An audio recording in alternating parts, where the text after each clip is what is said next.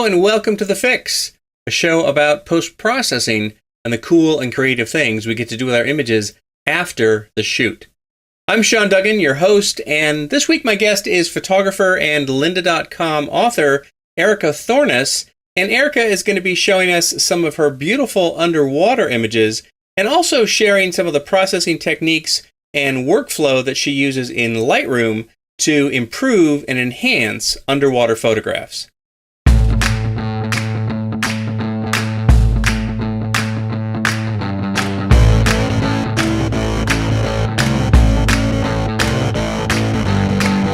Well, welcome to the show, Erika Thornes. Thanks for taking the time to join me here on TheFIX.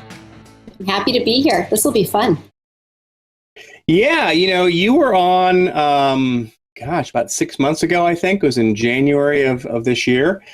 And we did a show on some really great ideas that you had for ensuring that people's kind of precious family photos are protected against loss and hard drive failure and other catastrophes. You just had a lot of really great ideas, and that was actually one of our more popular shows. So I'm happy to have you back on again, and I'm really excited to be able to talk about some of the cool underwater photography that you're doing. Yeah, it's kind of exciting. I have almost 3 subspecialties. One of them is helping beginners along by teaching them photography basics. Another is silhouette photography and underwater and event photography. So it's kind of a strange hybrid. And I really get excited to talk about underwater photography. And I think this will be a lot of fun because I use a lot of Lightroom, and 90% of my work is actually done in Lightroom before I even bring it to Photoshop. So I'm excited to share some tricks and tips to get everybody producing fantastic underwater photos. So how did you first get into that? What was the impetus that made you want to go and take pictures underwater? Was it just sort of circumstantial, or was there a project you were working on?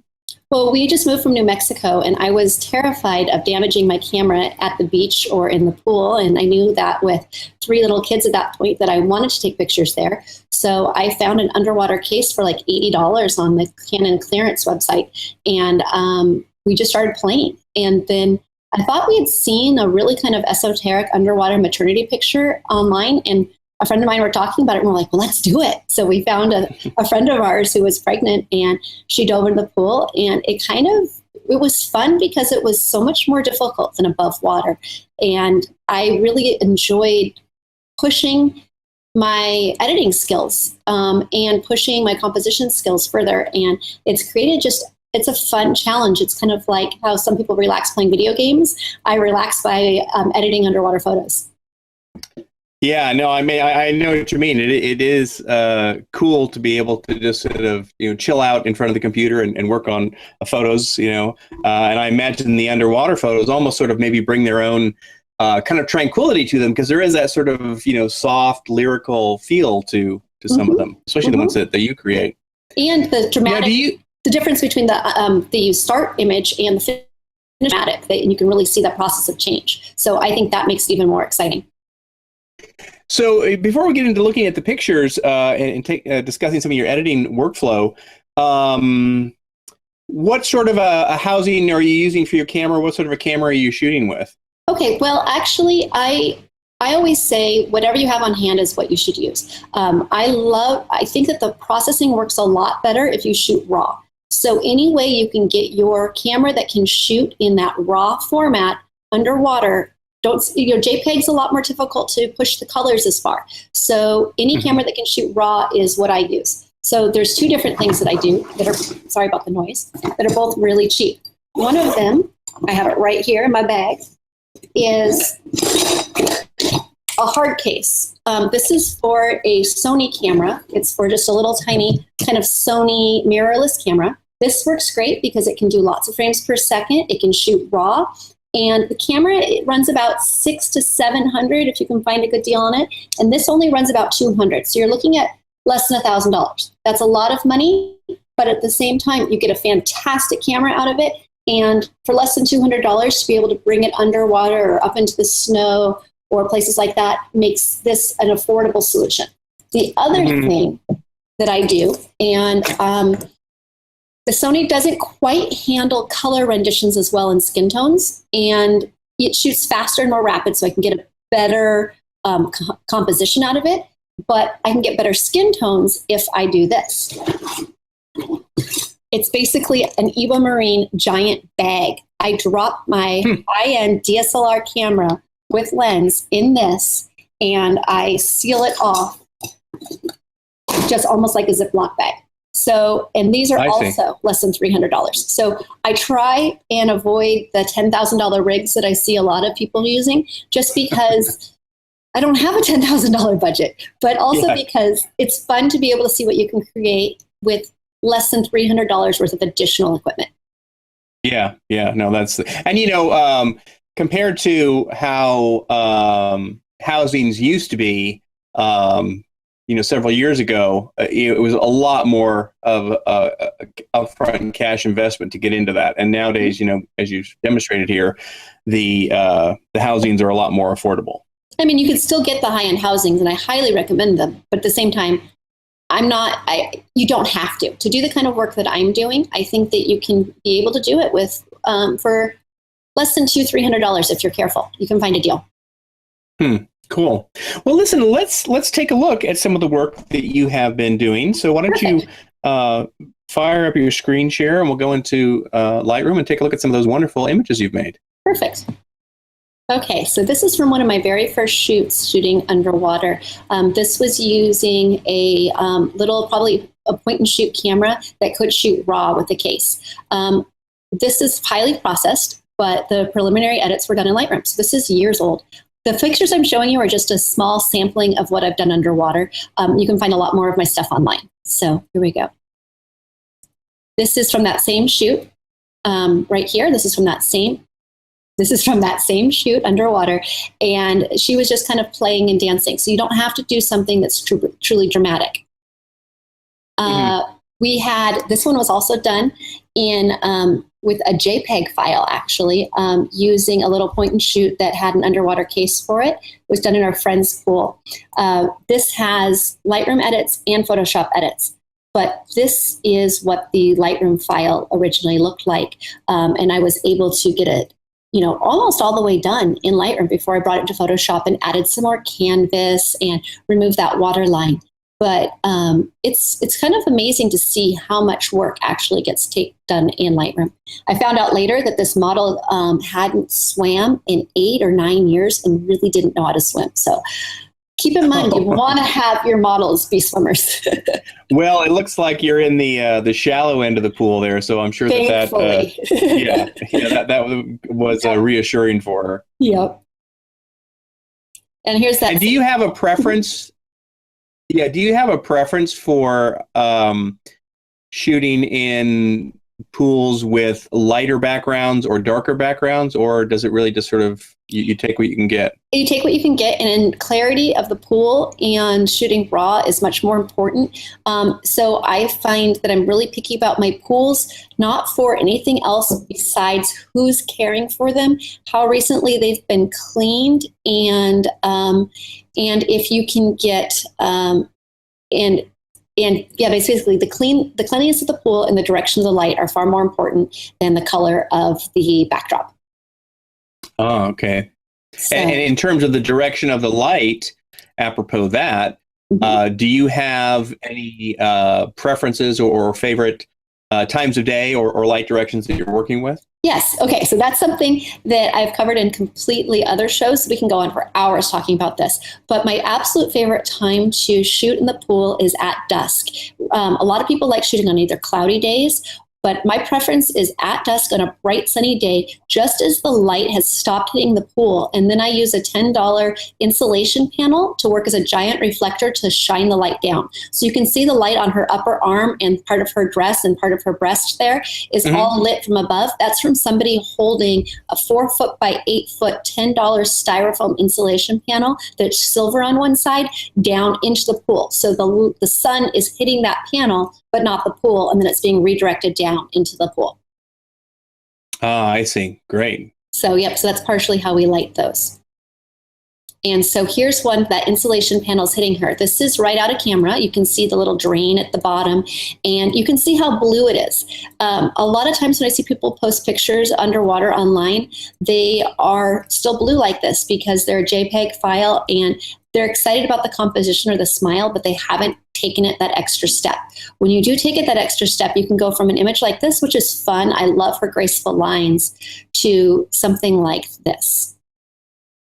So, beautiful. Yeah, and most of that was done in Lightroom. I did extend the canvas and remove the drain in Photoshop, but the majority of my color correcting work is all done in Lightroom. So, yeah, well, there's a tremendous amount of work you can do in Lightroom, to any type of photograph, and I'm always kind of evangelizing that with other photographers, because I think a lot of people may not be aware just exactly how much work you can do in Lightroom. Yep, and I think that is, the fun part about this show is that we'll be able to go over a lot of those details. And this is the image that I think that we're going to go step by step through, and we're going to talk about all the work that was done in Lightroom. And because honestly, in Photoshop, I didn't do a heck of a lot to it. So we'll go over all the different steps to get it to this stage here. And yeah, that's a really sweet one. I love their posture. Yeah. And this one is a good example. Now, the next frame I'm going to show you is this, the frame right before, right after this was shot. But this is Lightroom edits only. Nothing else was done to it. And here was what it looked like when I brought it into Lightroom. So it's dramatic, the difference that was done. And it was Lightroom only. There was no Photoshop involved. Yeah. So, and let me just clarify for those people who might be just listening to the audio version of this podcast. The big difference we're seeing here is that the unadjusted picture just has a really strong blue color cast from being photographed in the water, and then the corrected version is a lot more balanced, and the blue is not so heavy-handed. The skin tones look a lot better, and if you are intrigued by that, you should definitely take time to come over to the website, thisweekinphoto.com/TheFIX, and take a look at some of the examples that we're going to be posting there.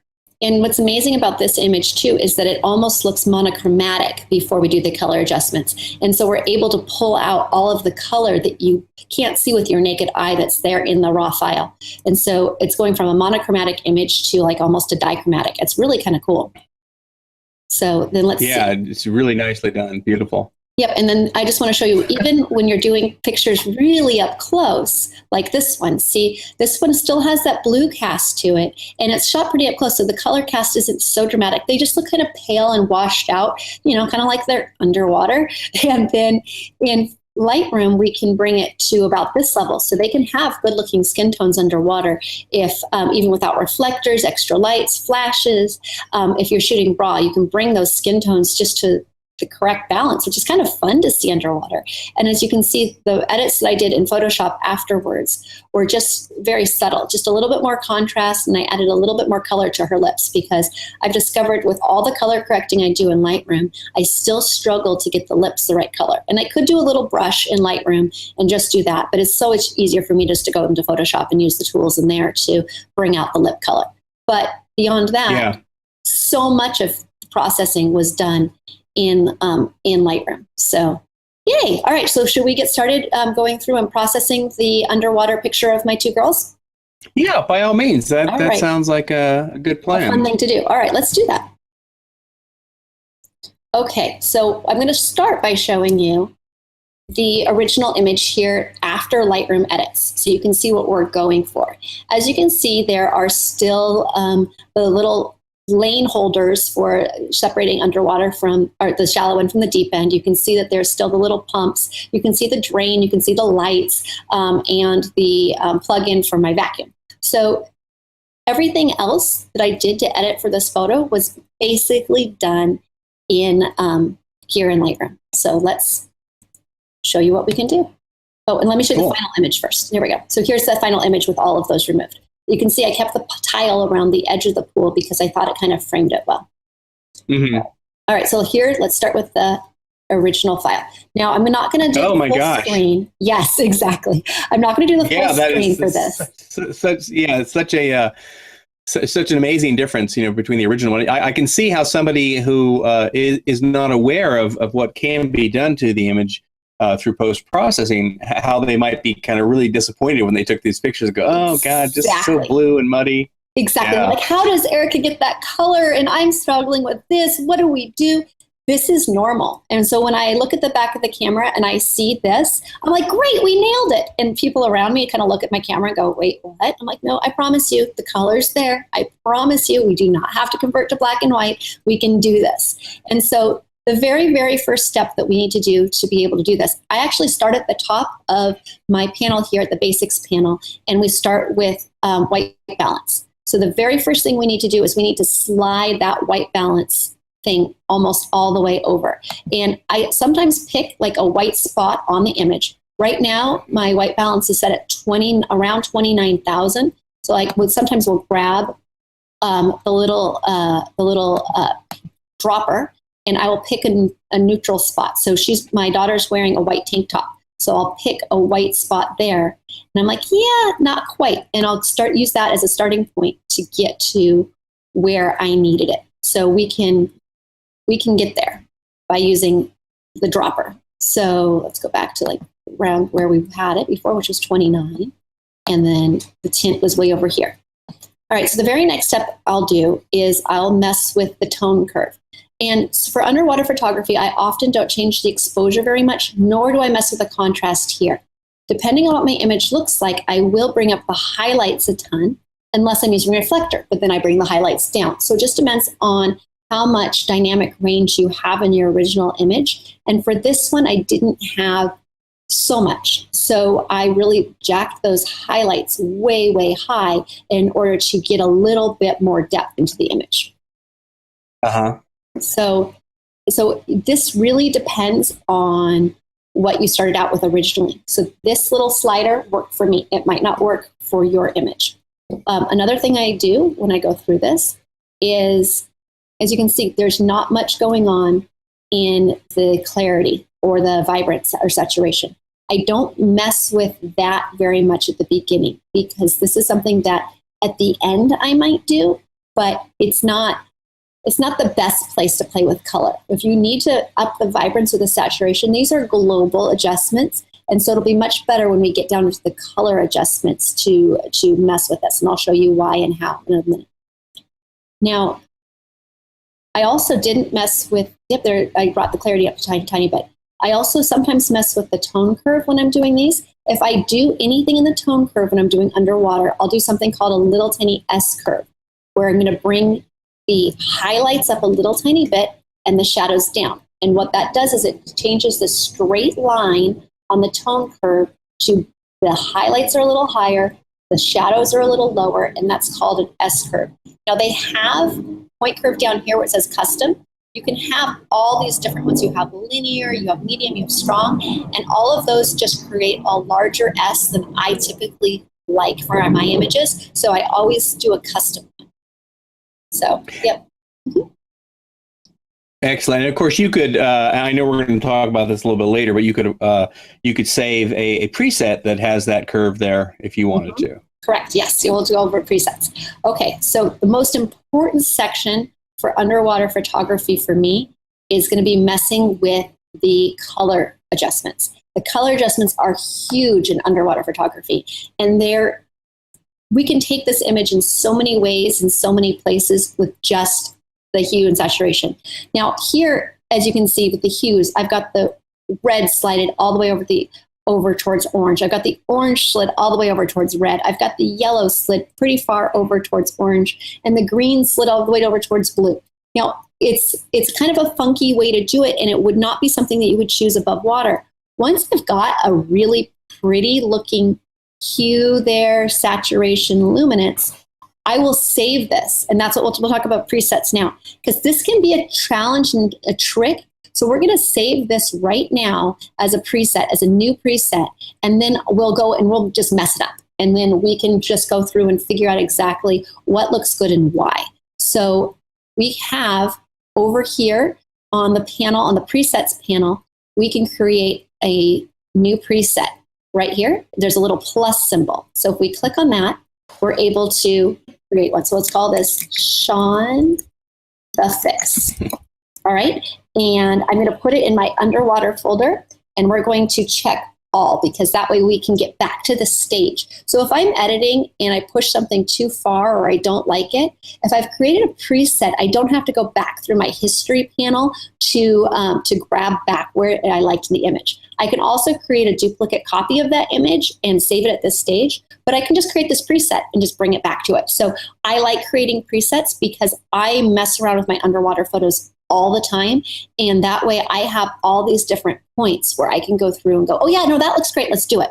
So let's create this one. So just write down here. Do you, before you create that, let me just clarify for people that in the develop preset dialog, where you can pick and choose which settings are saved as the preset, you want to make sure that at least if you're creating a preset that is designed to be used on other photos, that there are not any kind of image specific adjustments, maybe to brightness or contrast, that wouldn't work on another image. Right. And I do that sometimes, but sometimes I don't. It just really depends on the image, because a lot of my images are shot in my own pool.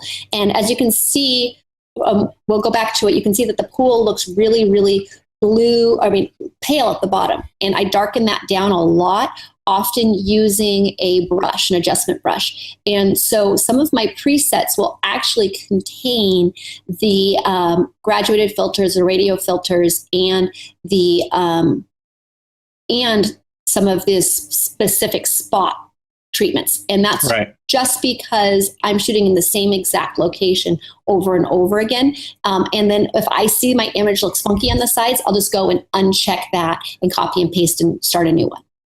Right. Okay. So now we have Seán. Do you ever use snapshots when you're editing? I'll use those a lot if I want to sort of, kind of similar to what you're doing with the presets, but I'll just create snapshots of the image at basic, at certain kind of milestone points in the editing process. And that way I can always go back to the snapshot if I want to see how it looks in a different way. I don't, because I want to be able to use those presets again for other images later. And so it's better for me to save the preset and just all the adjustments than it is to save the snapshot. So let's say, makes total sense. Yeah. So here's some of my other underwater presets that I've had. That one does not work for this image. And so I've created all of these over time with each of the underwater shoots that I've done, that I've created. And you can see that they will look at the red hues way over at 97, plus 97 for this. And this looks really great. We can just go with this color tone instead. So what I've done is I can go through and I can find a preset. There, Underwater 4 was this one's preset that we used originally on this image. So I can go through and I can find what preset works best for what the lighting was at the time. And as you can see, some of them look absolutely wretched, but they look perfect for another image. Like even Underwater Fave, which is obviously my favorite preset, is not a very good preset for this exact photo. And this is one I just made the other day, and it looked fantastic on the image I was using, but it looks like they look like ghosts with this. So let's go back to... Well, I was just going to say, just to clarify for people that the reason that, it looked great on the other image, but it doesn't look so good on this one is no doubt because there are certain brightness and contrast adjustments that worked on that other image, but are just not really working here. So you can certainly start with a preset, and then you just go in and modify the brightness and contrast to fit the image you're working on. Yep, and that's what we're going to do. So Underwater 4 is what I chose when I edited this photo originally. And this is the steps that I went through to get to here. But what we're going to do is I'm going to take it to Underwater 5. So, and these are just, oh, no, not that one. I think it's Underwater 3. So these are just, I like this. So what we can do here is you can see it's a much bluer background than we had when I originally edited this photo. And I actually don't mind it. So I want to be able to we can tweak and we can see how adjusting all of these hue and saturation and luminance in the color adjustments makes a dramatic difference in the way that the image turns out. So let's just start with the hue. I have the red all the way over to orange. And in this image, it is only seeming to change the a little bit, there isn't much red in this image. So it was only changing the color of her white tank top there. And so you can see with the orange, I've noticed that a lot of my blonde people get red hair underwater. And so you can kind of adjust for that using the orange, but it affects skin tones most dramatically. I think that the orange hue saturation and then the orange, or the hue and the saturation, which I have way up to 68, and the luminance have the absolute most effect on skin tone underwater than any of the other colors. So if we switch it, let's switch it to, there's a way to do all three of them next to each other. Just click there on. We go, color. Got it. Okay, so as you can see, the saturation of oranges is plus 68. When you're shooting above water, I don't ever go to more than plus 3 or 4 for orange saturation. And luminance, I usually keep about plus 2 or 3. So you're pushing your skin tones much further in here in the color adjustment than you would ever do above water. Because if you have it set to 0, let's do that. Look how pale they become. So, so we really do up those colors, and we can play with those settings right here within this panel. It makes a huge difference when you're looking at how to do it. And as you can see, let's go back to underwater 3 and get it back to the right settings. There we go. So it's fun to play. And the other cool thing is when you're playing with these, we can really mess with the luminance of the blue and the aqua as well. As you can see, you can just really change the look by changing the saturation and the colors of the background color of the pool, so you don't have to stick with exactly what was there. It's fun to mess around and see. Look how orange we can make, or how much greener we can make it just by a few simple adjustments. So yeah. So anyway, it's fun to see. It really changes it into a different scene because, that heavy-handed blue color cast initially is just so dominant, and then you're able to really kind of fine tune and finesse this to create something different. Yep, and you really have to sit there and play with every single one of those within the hue, saturation, and luminance, and you push it much further than you would. It's like almost when you're shooting, people talk about taking HDR too far. You turn your settings up way too high. You need to be really, don't push it too much because it's going to be out of this world. With underwater, it's the exact opposite advice. It's push it further than you ever expect. Take it as far as you possibly can, making sure that you're getting exactly the colors you want. Bring it into Photoshop, do your little adjustments, bring it back into Lightroom and push it even further, because you can just take that TIFF file. If you, like, let's say we got this kind of where we want to go. We kind of like the white balance, and we can then open it up in Photoshop, remove all of this stuff, and then bring it back in, and then you can push it even further. Mm-hmm. So, and I can really see how, because you are pushing the colors so much, working with a JPEG file would definitely not be as ideal, because of course the JPEG file is going to have at most 256 different tonal levels per color channel, whereas with a RAW file you're going to have many thousands. Yep, and it makes a whole world of difference. I mean, you can adjust those JPEG files, but it's going to be a lot harder to get as much control and quality. So here is the finished image. And as you can see, this has been re-imported into Lightroom, and every single one of the sliders is set back to 0 because this is a copy of the TIFF file that had come back in. So when I come back into Photoshop afterwards, none of my other settings that I had are visible the way that I process.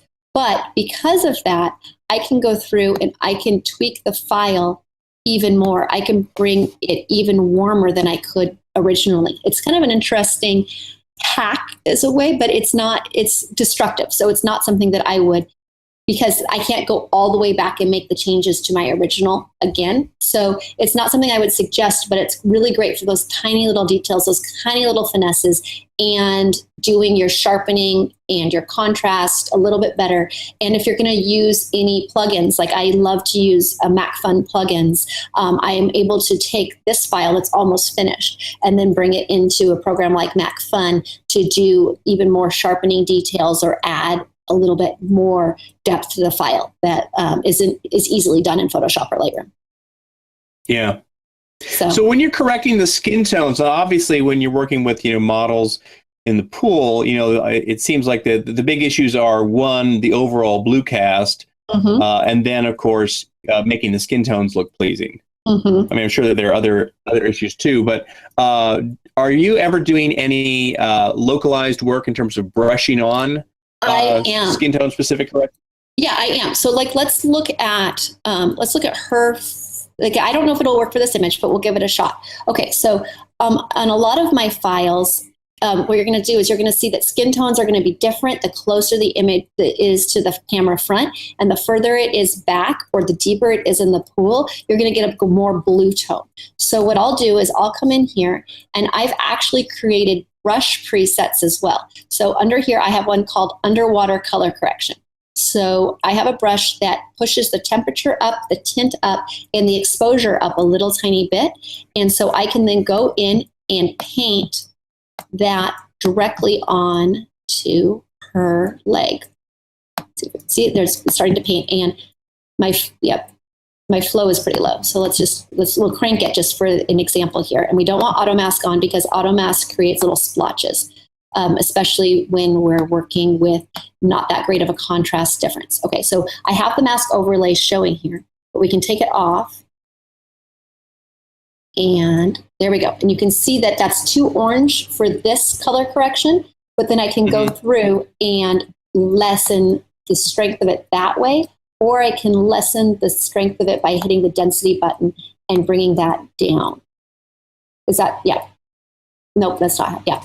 Yeah, but we can, I see that, right, yeah. But you can come down here back to the exposure and change it. You can come and lessen it by just bringing those sliders down to exactly where you need it. But yes, I absolutely use that. I also have one called Deep Under. So let's go back to this image right here. And we are going to add an adjustment brush. And I think I have one called Deep Under. Here it is. So it's called Deep Under. And I'll take my brush and I'll make it very large. All right, there we go. I'm increasing the size of my brush.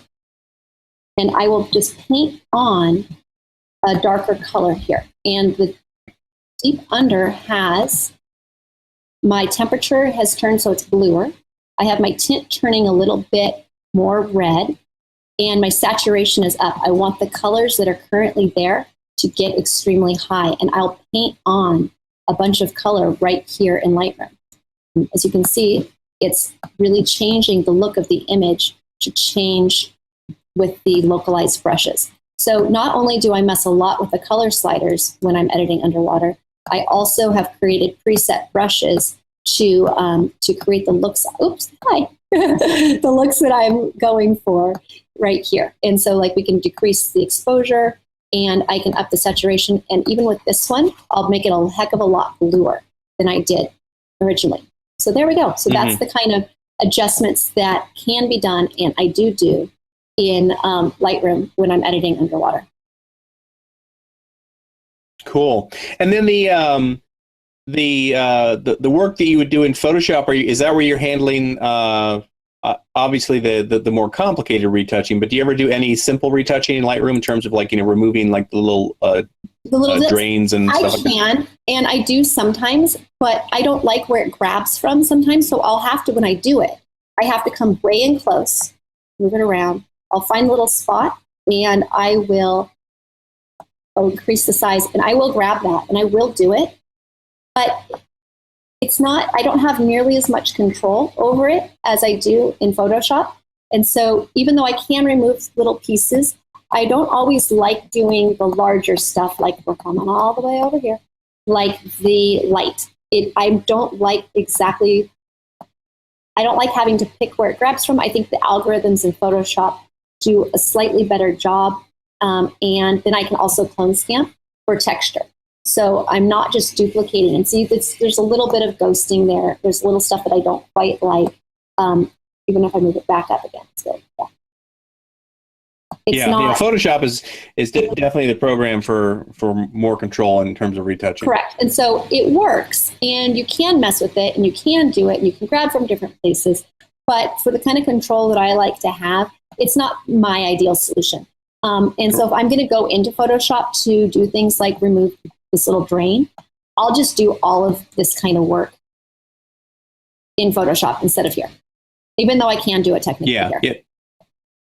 Yeah. Well, I think some of the simple stuff can be done in the Lightroom, like whatever, little things floating in the water or whatever, or just tiny little blemishes on the surface of the floor of the pool and stuff like that. But for the more complex stuff, Photoshop stuff can give you. Right. And since if I'm already going to go into Photoshop, then I will make sure to just do everything in Photoshop. And that way I keep it on one layer so I can go back and readjust it later.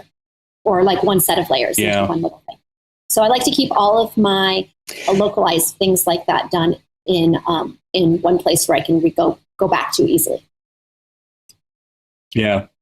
I imagine that some of those images must look really nice when printed large. It's fun. It's really fun. And it makes me want to get even larger. I've been looking at getting high resolution camera bodies and lenses that could handle it, so I could even go larger than I have been, because it's really fun. It is something that my clients seem to really enjoy, and it's something that my children are really proud of, to have images large on the wall of them. So this is one of their favorites. What a cool thing to do, with your curious to share too. Mm-hmm. And you've done some images where the model is wearing like really a big voluminous dress that's got like a lot of material on it. Mm-hmm. What's it like working with heavy fabric and clothing in the water? Well, with this red dress, a lot of the dress is actually made from compositing multiple images. This dress is just a sheer dress that has 2 or 3 folds of fabric that came off of it. And it was really pretty, but it needed a lot more volume. I entered this into a contest where the theme was crimson. So I really added a lot more dress that was shot by her, or shot of images of her in that pool the same day with the same light, and just repositioned it around to add in more volume, because the dress didn't have all of this volume. And the reflections are all reflections that were shot. I put 2 or 3 reflections from the pool in this image as well. So it's a composite creation, but it's from 3 to 4 images that were all shot in sequence at the same exact time, because this dress wasn't so voluminous, which really is a huge advantage for the model, because she's upside down in the water wearing a dress, and it's pretty difficult. And this woman is a professional synchronized swimmer and a professional mermaid, and she coaches children in synchronized swimming. So I feel comfortable with her being in a dress like this underwater in my pool. Whereas like that other model we were talking about earlier who didn't know how to swim, there's no way I'd have her go upside down. Now there's one more image I want to show you that is pretty intense and crazy. It was the same model. We had her come back another day, and she is wearing this wedding dress. This wedding dress, nothing is added. This is basically straight out of Lightroom. I haven't even done, I kind of like the bluer tone on this image, so I'm kind of leaving it more ghost-like like this.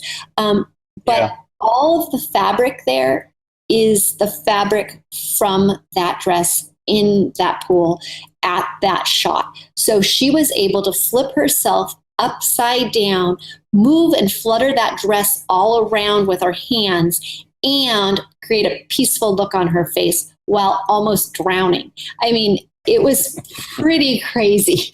And we went to go, she couldn't even stand up and get out of the pool with this dress on. It's clipped onto the back of her using industrial strength clamps that you'd use like on a photo shoot to keep the dress in position on her belly. And the dress is so heavy, it took 2 of us to lift the dress off. So I've heard stories of people drowning in wedding dresses because they go out into rivers and streams in heavy dresses. I don't recommend it. Use the compositing that we did on the red dress. This model would probably be the only model that I would do this with in a calm pool, because she is so incredibly skilled. This dress could probably weigh about 100 pounds as we were lifting it out of the water. Yeah, that's pretty significant. Yep. And So so I imagine as a professional mermaid, she probably has good breath holding skill.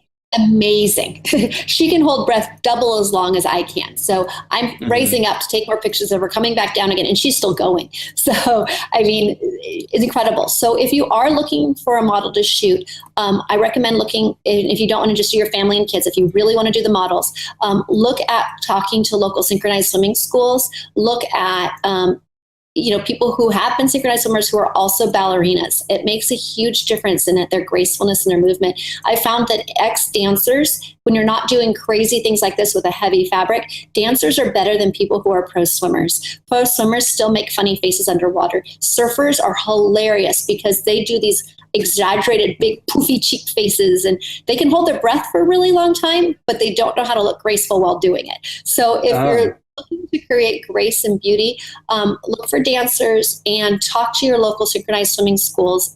Those women really know how to move underwater, and they'll make your first experiences a lot easier. So Great tips. Great yeah. tips. Wouldn't have thought of some of those, but excellent. Well, that was very, very cool. Thanks for sharing that. Mhm.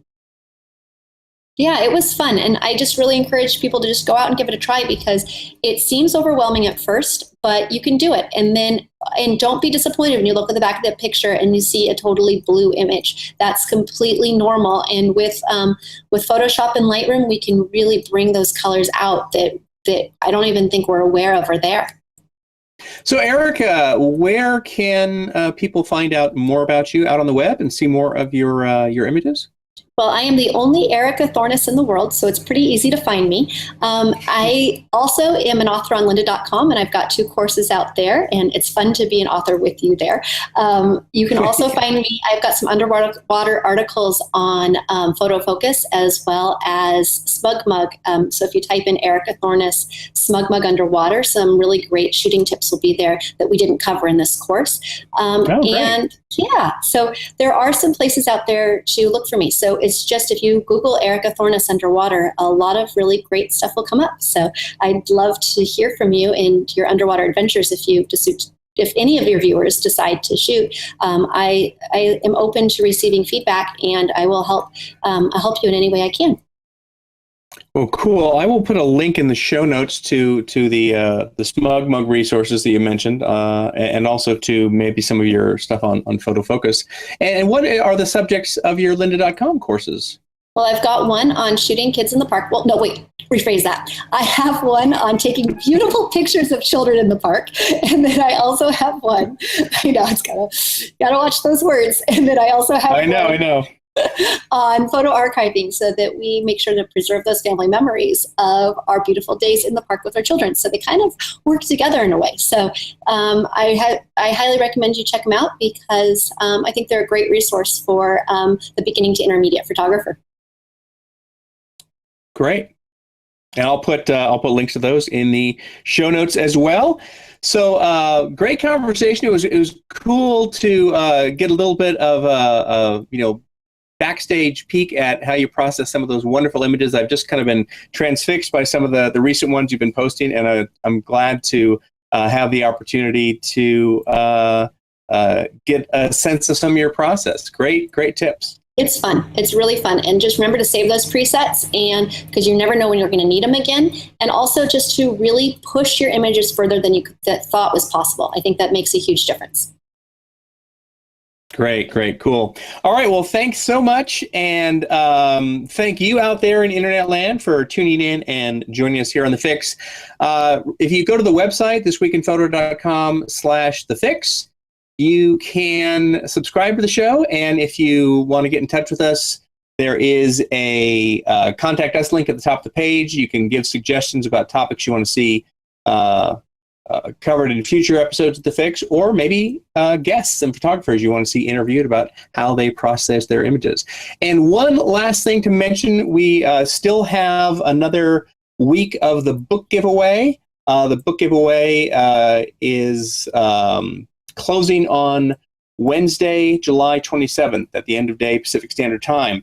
So if you want to get more details on how you can win the Rocky Nook book of your choice, check back on the episode 74 page, and that's where all the details are. Which reminds me, Erika, this is kind of momentous. This is the 75th episode of TheFIX. That's awesome. I'm really happy to be your guest for the 75th episode. Yeah, cool. All right, take care, and we'll see you around.